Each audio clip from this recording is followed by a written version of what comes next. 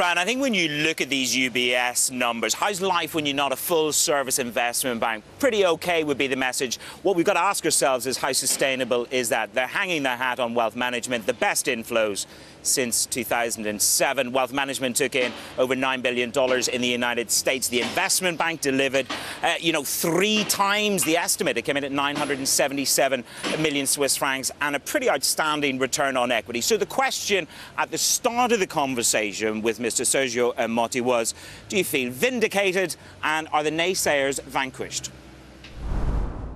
Well, I would say that it's too early to talk about vindication or to declare victory, but I think I'm extremely pleased with the progress we made so far in executing our strategies to prove that it's working. I'm very pleased to see that clients are responding well to the strategy. Let's talk about the shareholders and the build-up of capital, because the shareholders, looking at your numbers, are they going to be rewarded this year a little bit more than we'd anticipated?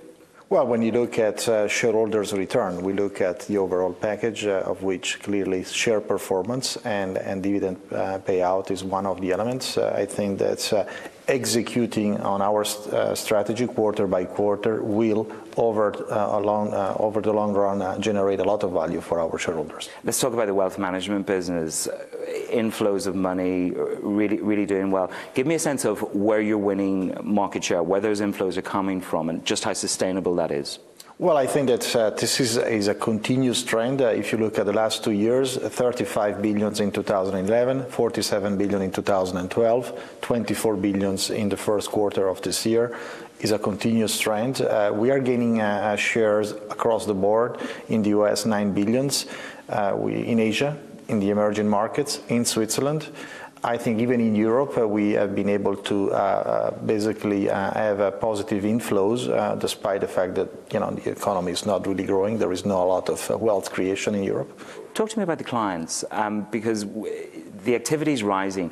Have the clients capitulated? Are they finally ready to embrace a little bit more risk? Not actually. I would say that, yes, in the first few weeks of the year, there was a little bit more momentum, client appetite, generally speaking, but it took just a resurgence of issues like Cyprus to basically put back that kind of good momentum. I would say that in general we saw better client activity, but the asset allocation hasn't changed a lot in respect of cash balances. So the clients took a little bit more risk, margins are higher, and what went through my mind over the first 3 hours this morning is, well, if this is what you're delivering with no great rotation, what could come from the rest of the year in terms of job cuts? 1,000 jobs this quarter. They're still sticking to that 10,000 job cuts they announced just before Christmas. Manus, talk to me a little bit about the iBank. The iBank is the business they're backing out of, yet that was the division that really delivered in this set of numbers. Yeah.